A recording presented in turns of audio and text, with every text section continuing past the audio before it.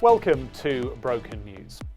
The main political parties in the UK have been praised for the tone of their general election campaigning.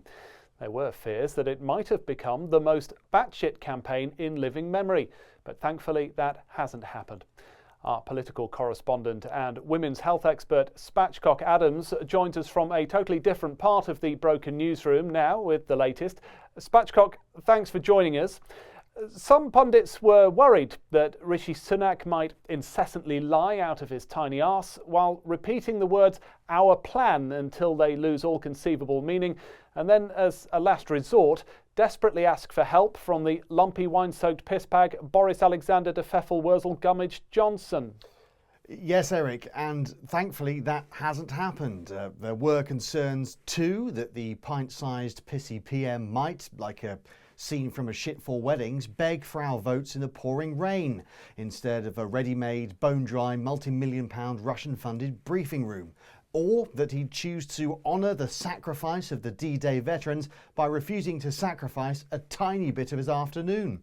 Or that his closest sycophantic fanboys might use insider knowledge to place bets on the election date. But thankfully, none of that has happened. And Spatchcock, as the so-called mother of all parliaments, democracies the world over admire the UK for its reasoned political discourse on important issues. Yes, Eric, and no matter in which mucky hole you finger it, one of the most important issues facing the UK is Brexit. And thankfully, all parties have been very clear on the future of our relationship with Europe. Some voters were concerned that the main parties might totally ignore Brexit in the same way everyone ignores all the Terminator films after the second one. But thankfully, that hasn't happened. And Spatchcock, on domestic policies, there were fears that the Tory party would start throwing any old stinky shit against the wall in the desperate hope of clinging on to three wrinkly, racist septuagenarian voters in Wiltshire. That's true, Eric. In fact, one pundit suggested the Tories intended to use some sort of right-wing magic 8-ball to come up with totally random back-of-fag packet policies, like reintroducing national service or banning teachers from telling kids what a trans person is. Thankfully, that hasn't happened. Yeah, and there were worries about the opposition too, Spatchcock, weren't there? One columnist saying that the Labour Party might run focus groups on how high Sir Keir Starmer should roll his sleeves up.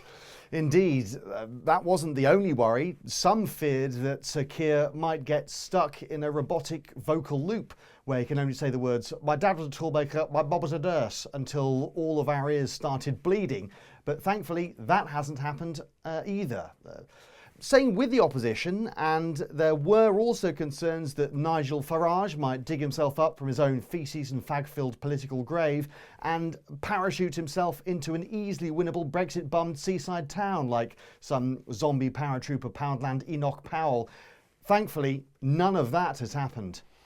And of course, Spatchcock, there were fears that Ed Davey of the Lib Dems might provide a legitimate third-party option instead of repeatedly falling into bodies of water in front of news cameras because he's desperate to make a splash. Spatchcock, thank you. What a lovely story. That's all from Broken News. You're up to date.